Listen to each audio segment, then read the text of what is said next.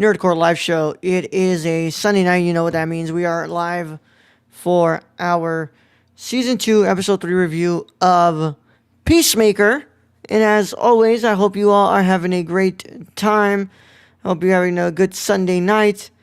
And as always, it's Nerd Chicano here to host the show. Lance, our wonderful co-host, Brad Yoda. So what's up, everybody? What a wonderful, wonderful Sunday.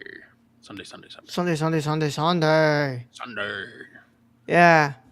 We're going to be talking about this week's latest episode of Peacemaker, but before we can go ahead and get into any of that, we are live on YouTube and on Twitch, twitch.tv/nerdy, the Nerd Core, I'm sorry, not the Nerd Chicano. It just popped up.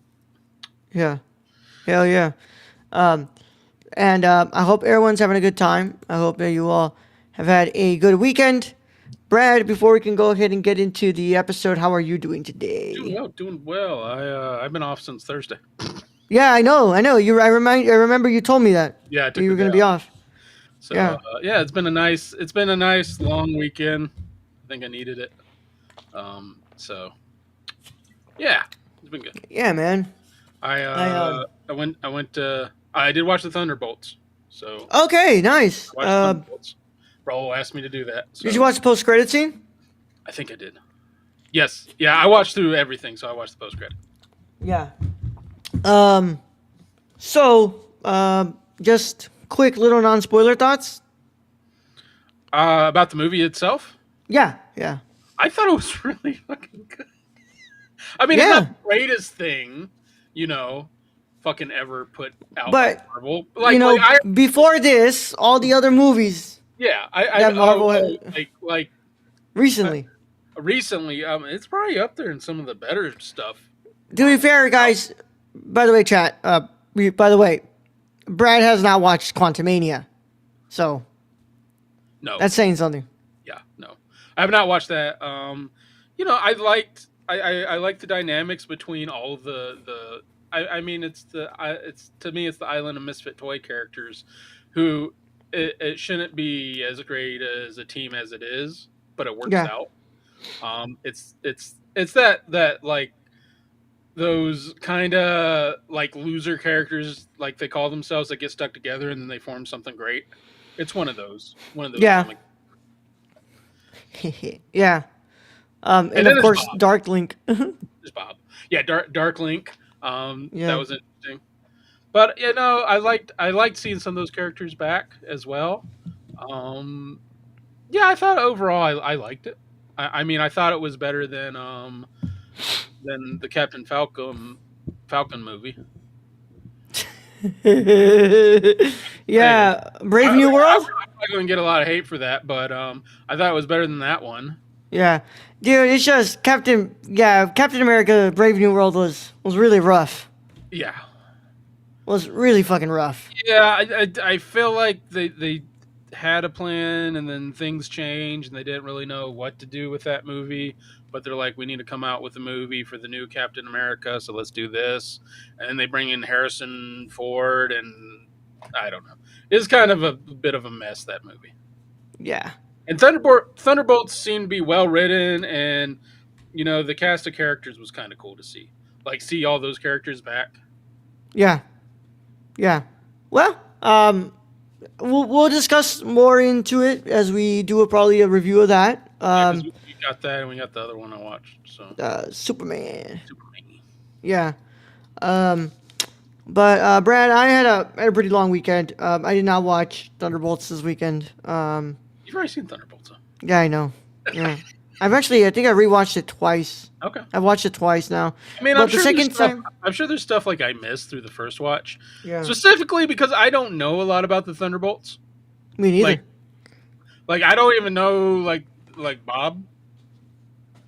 Yeah, Sentry. I don't know much about Sentry either. No. I know that he's like supposed to be like. I mean, he's insanely fucking strong. He's like Superman but crazy. So bizarre. Yeah, I feel like Sentry would be able to one-on-one Doctor Doom. To be honest, like. I mean, it'd be an interesting battle. Yeah. But Bob just chilling up there, smoking weed, reading books. Yeah, I mean, it's best that they don't let him get too... No, too amped up for anything. Yeah. But Nonetheless, I'm glad you finally watched it. Luis had a party yesterday for his family, and I went and did that with them. You were visiting your aunt today. Huh? You're at your aunt's house, I guess, today. Oh yeah, and I was at my aunt's house. We were celebrating her birthday. Nice. Little meat on the grill. You know. Yeah, Yep. I went to my in-laws. They had smoked some pork, so had some pork sandwiches. Nice. Or my brother-in-law smoked pork. Yeah. Then I had a really weird interaction.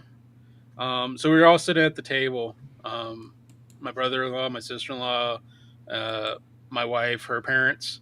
Words. What up, words? What up, words?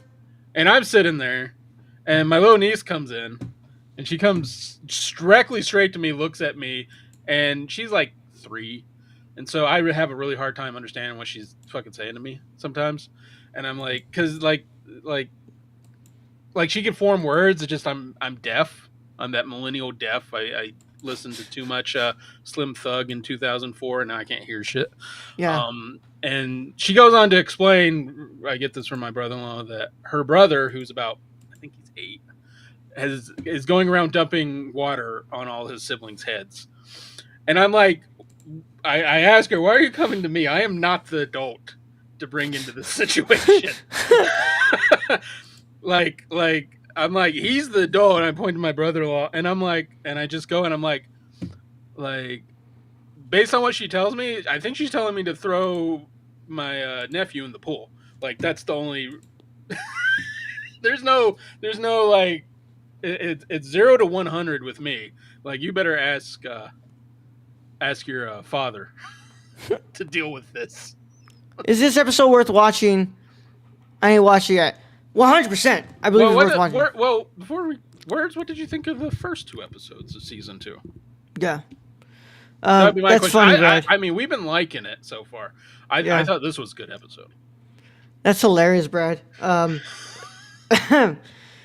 do you guys go to Brad for this type of thing? I've said this before. Like, I am not your parent. I'm not an adult. I am the fun uncle. And, like, if you get me involved, you may or may not like it.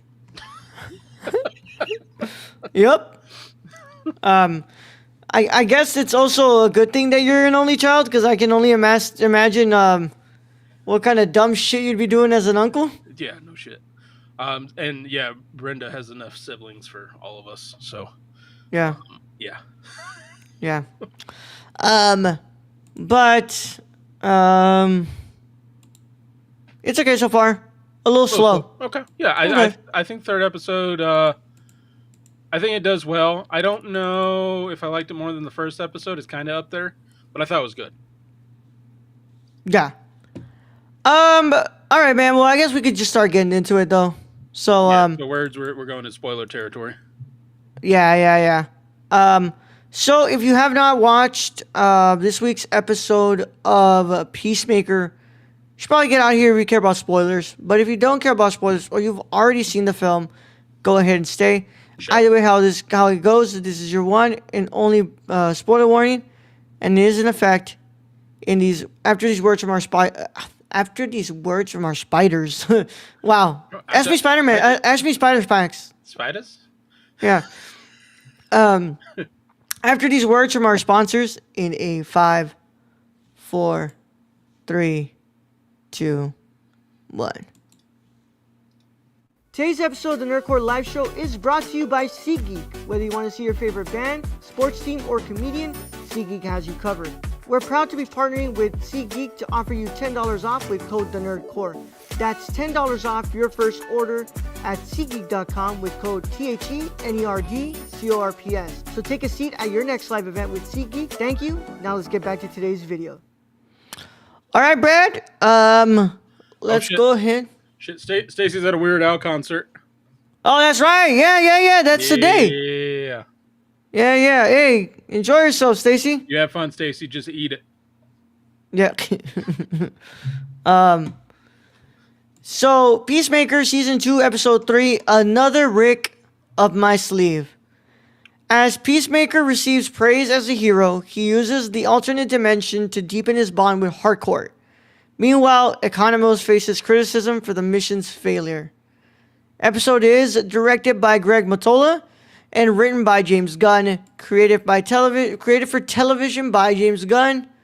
And of course, the episode stars John Cena, Danielle Brooks, Freddie Stroma, Jennifer Holland, Steve Agee, Frank Grillo as only credited, Tim Meadows, David Denman, Sol Rodriguez, Nut Lee, and more. I just got to say, Tim Meadows might be the best thing they've ever brought in to the show. Like, yeah. Yeah. Wait, who did they have playing fucking, what's it called, Rick Flag Jr., though?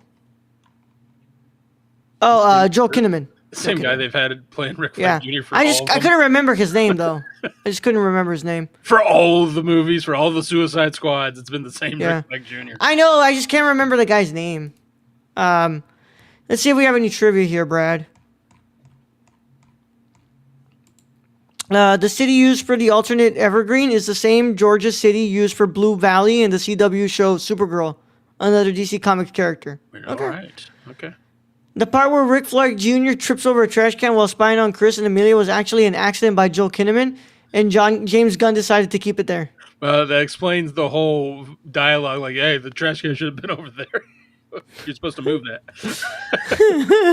Michael Rooker's character, Red Sergeant Wild, is described as an eagle hunter. Rooker's previous live-action role in James Gunn's The Suicide Squad was Savant, a killer who uses a rubber ball to kill a bird at the beginning of the movie.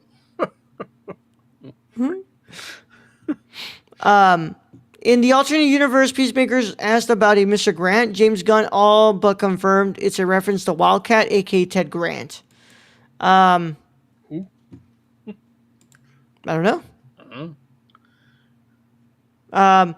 When Chris is saving the building from the Sons of Liberty bombing attempt, there's a billboard for the band The Mighty Crabjoys on top of the building next to it. The Mighty Crabjoys is a fictional punk rock band introduced and mentioned several times in Superman 2025, where Clark mentioned it was one of his favorite bands growing up. Oh yeah, I think I do remember that. They were saying it was kind of a shitty punk band. Yeah, he goes, they're not even punk. Yeah. Yeah. They're pop punk. Brad. Yes. What are your initial thoughts on this week's episode of Peacemaker? My initial thoughts on this week's episode of Peacemaker wasn't that the easiest fucking bomb to disarm? I'm sorry, that was like the easiest. Like, can you even consider that a bomb to disarm? Bro, that was like, I mean, the fact that here's the thing though, Brad. As easy it was to disarm, it was also super easy for it to go off. Yeah, no, I agree with that. But it was just like there's at least a little tension, like in most, bomb cutting the wire. He just pulls all three wires out. He's like, Cool.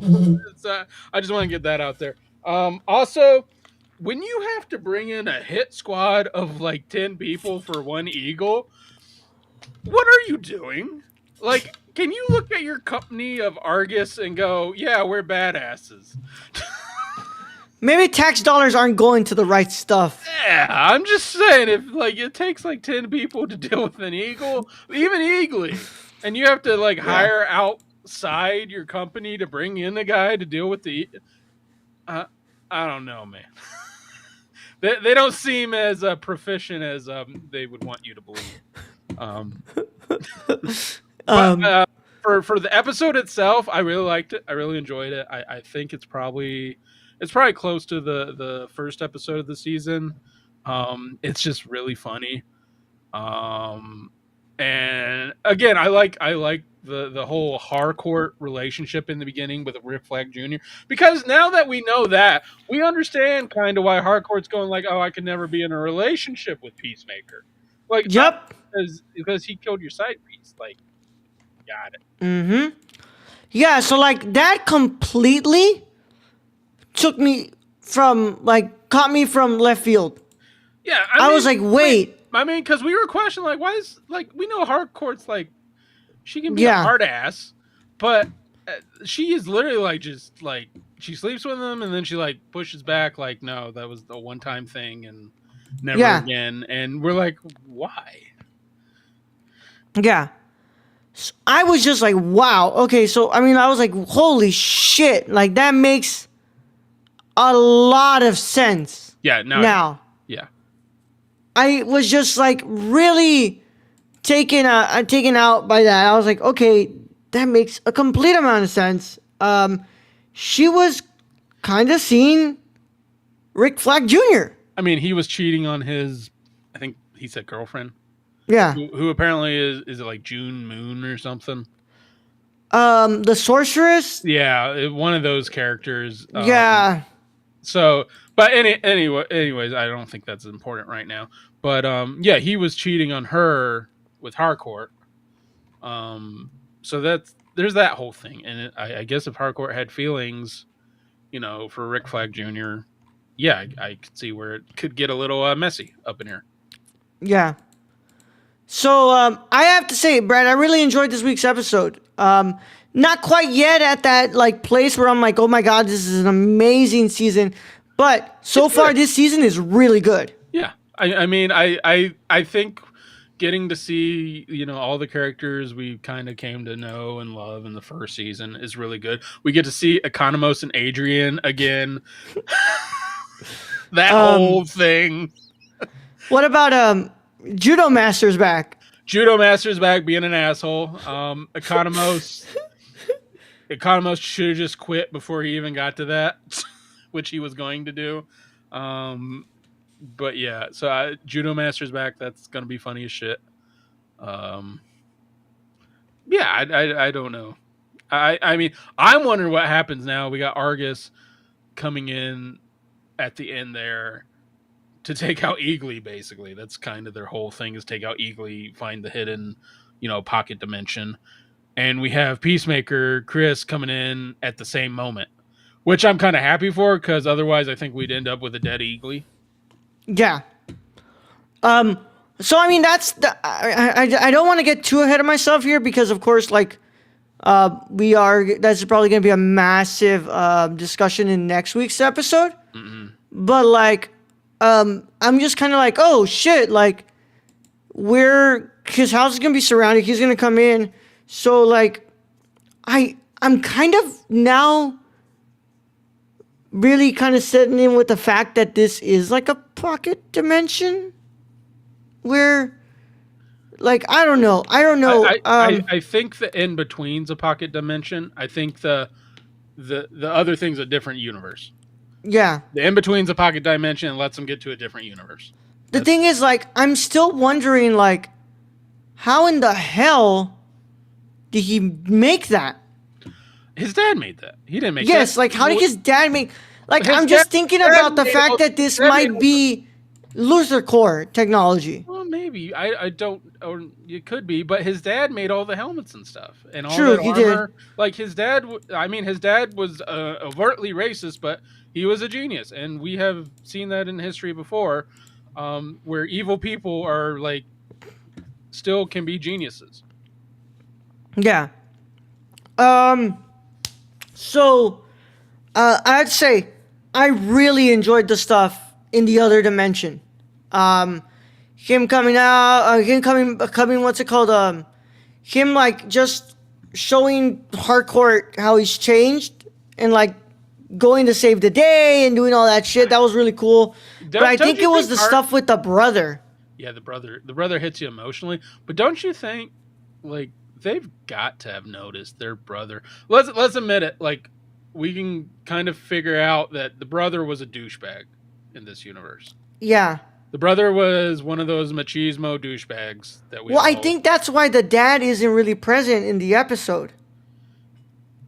You know? You think he's figured it out? Like, this ain't his Chris? If he was smart enough Which I to think create that bridge. he would know who's his son and who isn't.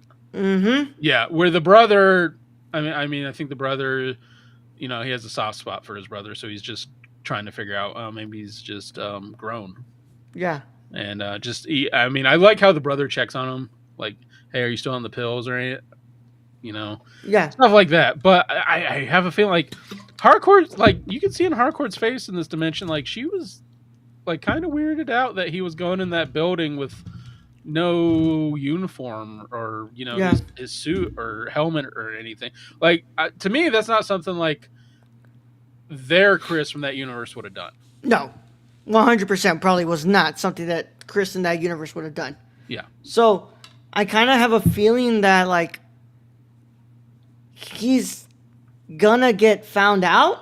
I mean, with his disappearing all the time and this and that, I think you're. I think the dad probably has it figured out.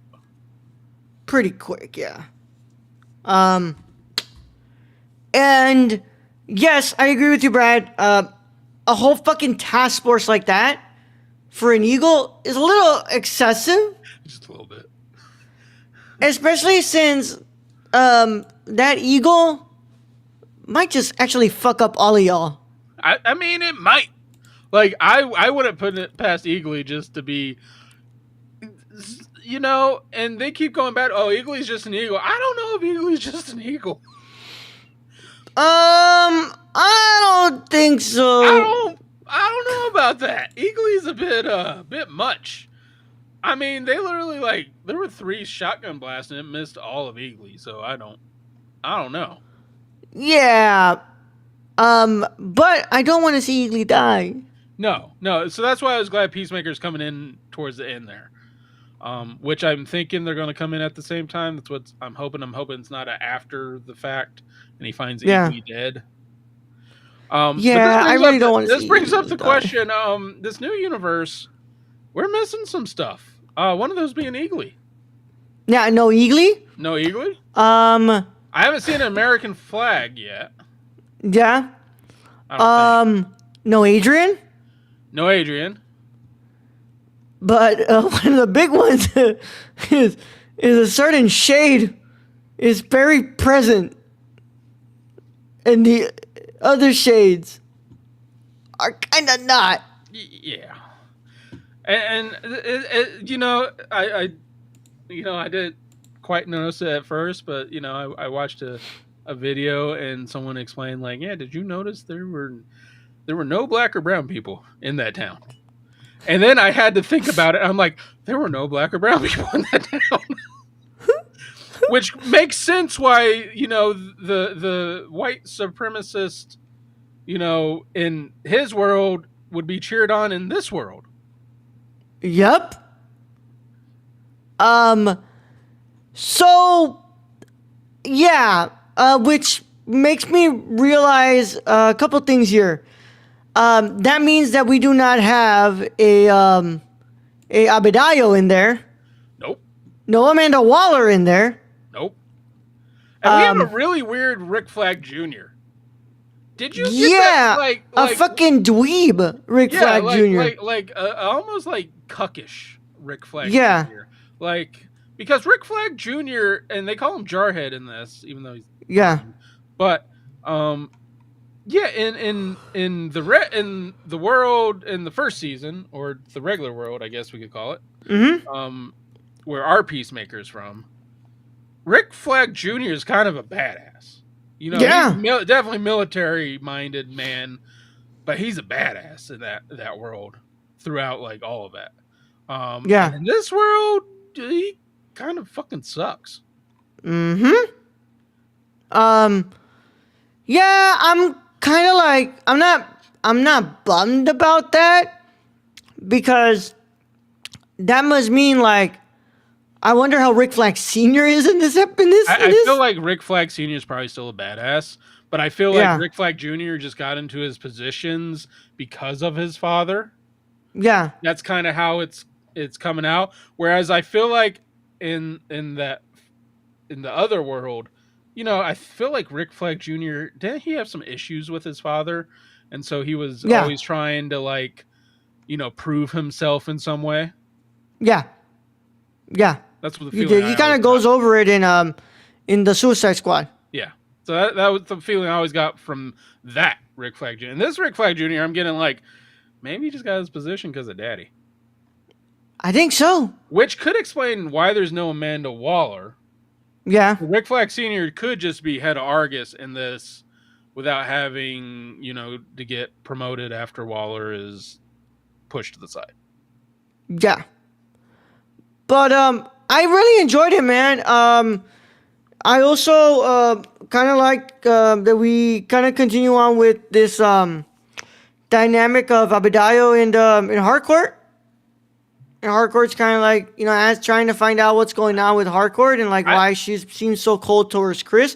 Which we fucking realized at the beginning of the episode. But I like that dialogue because it's like, oh, they are friends.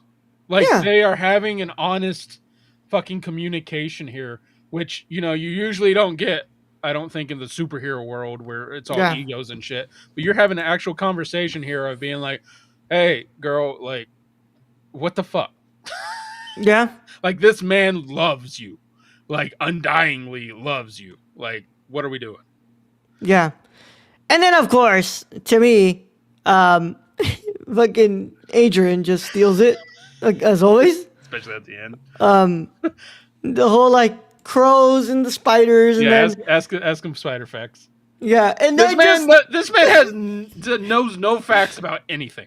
No, he fucking doesn't. He's like, no, I'm saying that they could do that, not that they do it. The show was so funny. I love that. That to me was really, really funny. But man, the post credit scene. Yeah. He takes the pants from him. Well, and we got to go back because in the original, in the episode. Yes. Economist wakes up in the bathtub after the night of partying, hungover, and the first thing he asks is like, "Does anybody know where the fuck my pants are?" Yeah. And he's like, "Well, I washed them and they're on the counter." No, he washed them, he ironed them, and he folded them. Yeah. That man is a psychopath. You haven't noticed just yet? No, we've known this. This is just adding to it. Yeah. Like I'm telling you, bro, he's just really fucking weird. He is your friend that you want on your side. That's all I'm saying. Yeah. Because if he wasn't, I would be very scared of this motherfucker, Brad.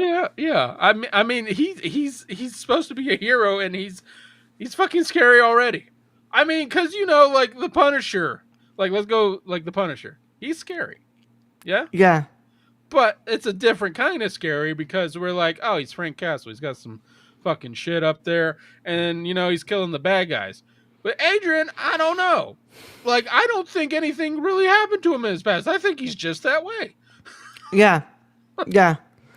He's a fucking psychopath. He's a really fucking funny psychopath. Yes. And in this teamwork part of it, he is hilarious. Yeah. But other than that, man, like I really enjoyed the episode. I'm really excited to see where they're going in the next one because I want to know. I just want to know what is up here. Like, is this technology that was created by his dad? Or is this Luthor Core to tie in?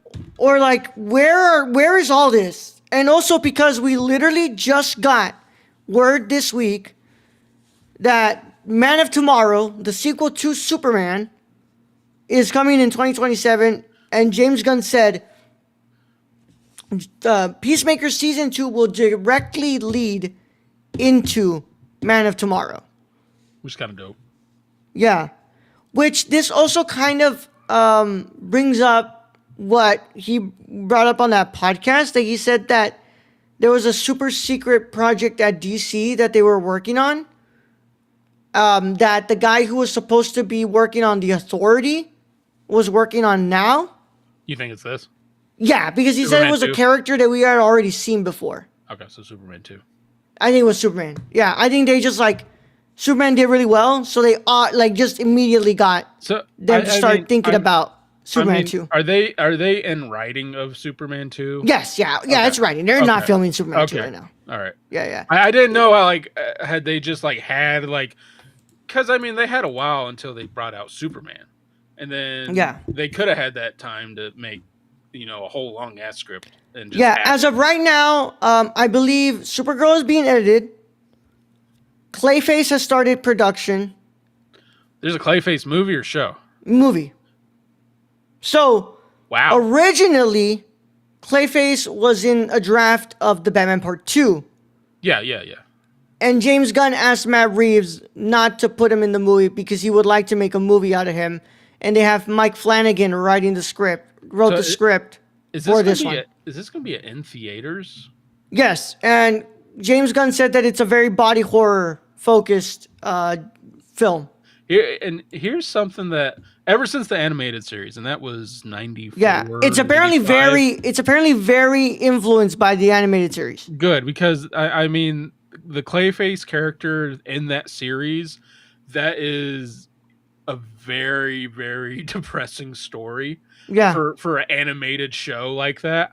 But it's like he is one of the more memorable characters throughout that show. So that's kind of cool that James Gunn is a fan. At its core here, this guy is a encyclopedia of comic book knowledge and because if it was anyone else running DC, do you think, like, we haven't had Clayface in a Batman movie or really show? We had him in Gotham, but I mean, and we've had him in cartoons, but the Clayface I know has always been he's one of those standout villains. It's kind of like Mr. Freeze. It's like Mr. Freeze should have his own movie too, just because I have a feeling that Mr. Freeze is going to be in Batman Part 2. Yeah, I mean, or be a main villain that wasn't the whole Arnold Schwarzenegger thing that I forget. But I think Clayface, especially if they go off the animated series, he is such a that is such a sad story. Yeah, it's kind of awesome that, and hopefully it does well in theaters. Yeah, I'm sure they'll market the shit out of it, but that's one of those that I'll probably be sitting in on. Yeah, dude, it's crazy, man. It's crazy. So yes, as far as I know, Supergirl's being edited, Clayface is in production, and the Lantern show is ready. Okay. So the Lantern show, like, is that Guy Gardner and the rest of it? No, okay. John Stewart and Hal Jordan. Okay, because Guy Gardner will be in it. I always thought, like, the first one I would see would be John Stewart, like that would, I mean, other than how the Ryan Reynolds bullshit, but I always figured like they'd bring out John Stewart first, and then we get Guy Gardner. Yeah, which it works. It works. So that's what's coming to us next year. That's Supergirl, Clayface, and Lanterns TV show. Is and Crypto of course, the dog gonna be? Do we know Crypto the dog? Crypto. Crypto will be in Supergirl. I would imagine. Would imagine, yeah. Yeah. Yeah. And of course, just given a release date, July 9th, 2027, Man of Tomorrow. But the episode was really good. I really enjoyed it. I'm going to go ahead and stick with what I've been giving them. I'm at an 8.75 still here. Really good episodes, but I'm just not there yet at the 9. No, the stuff with the brother is just really well written, though. Yeah, the stuff going on in the other universe, especially when you think about it, like Chris's whole thing is he killed his brother at such a young age. Yeah. And it was his older brother. Like, that's got to sit with him. And the fact he gets to interact with his brother. And his brother seems like a chill guy. But I don't know. Because this universe is kind of fucked, if you think about it. So I don't know what atrocities his brother has done. Yeah. But anyways, I think this was a really good episode. I think I'm going to give what I gave the first one, which was, I think, 8.5. But I agree with you, Raul. I'm not seeing anything that's, like, blown me away, but I do think they're building up to that. Yeah, I think they are. So, it's been really good so far, though, and I think this has been a really good season. I agree. Nothing that I'm, like, really, disappointed in at all. I think they're doing it. It makes me want to watch it when it comes out on Thursdays. Yeah. And honestly, that's pretty much that's all they can pretty much do for you. Just make sure that you're watching, because Yeah, watch it if you watch the new Superman. That is helpful Yeah, for watching. yeah, it is. It is pretty helpful, huh? Yeah, that is Yeah, pretty helpful. Also, watching Suicide Squad if you hadn't watched at least the second one, yeah, kind of helpful. yeah. But with that said, that does conclude our review of season 2, episode 3 of Peacemaker. As always, thank you guys for joining us. Keep up to date with us on our website, thenerdcore.com, Twitter at thenerdcore_, Instagram at thenerdcore, Letterboxd the Nerdcore, TikTok the Nerdcore, Patreon.com/nerdcore. Discord link is in the description below. And guys, I'm very disappointed, guys. None of y'all have watched the I'm Cuba review. Yeah. Like, come on, guys. What the hell? Damn great movie. You guys gotta go and show it some love, please, guys. Like, it's a really fucking great movie. I think we have a really interesting discussion on it. So it would be really cool if you guys can go and check that out for us. But make sure if you're watching this on YouTube, you're subscribing to the channel, you click the notification bell, you leave a like on the video, and just keep up to date with us and everything that we're doing here. We do really appreciate that. Thank you to our patrons.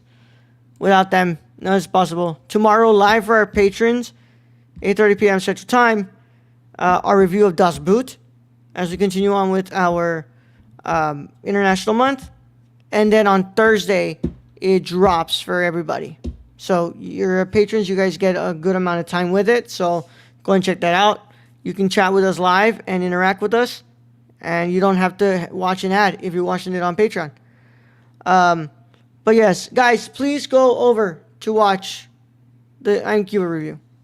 And thank you to Stacy for being our wonderful executive producer. Where can they find him, Brad? I'm sorry, they can't find him right now because he is at a Weird Al concert. Well, he's not chatting, but you can join our Patreon and chat with Stacy And our Discord. And our Discord. You can chat with Stacy and a whole lot of others. Yeah. Which, by the way, what a fucking classic John Cena put on with Sami Zayn on Friday. Yeah, that was really good. Really fun, good match. Yeah, and then the return of AJ Lee. Crazy. The crowd popped for that. Like crazy. Crowd went crazy for that. But yeah, with that said, guys, we'll see you guys tomorrow on Patreon.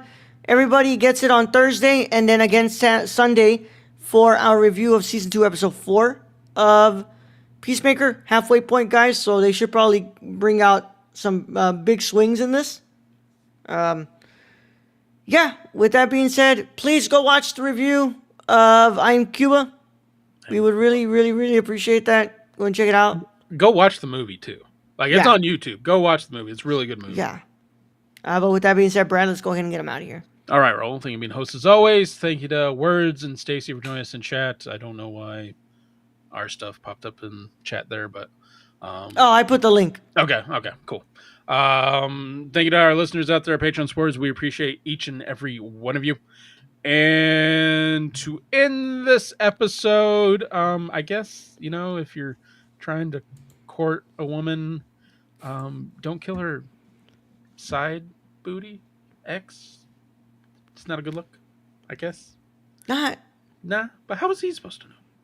Yeah. Like, really, bro, how was he supposed to know? Also, you got to remember Peacemaker at the time was really devoted to his mission. Yeah, really devoted, and let's be real here. Rick Flag Jr. was trying to kill him. Yeah. Yeah. Anyways, with that, Young Yoda out.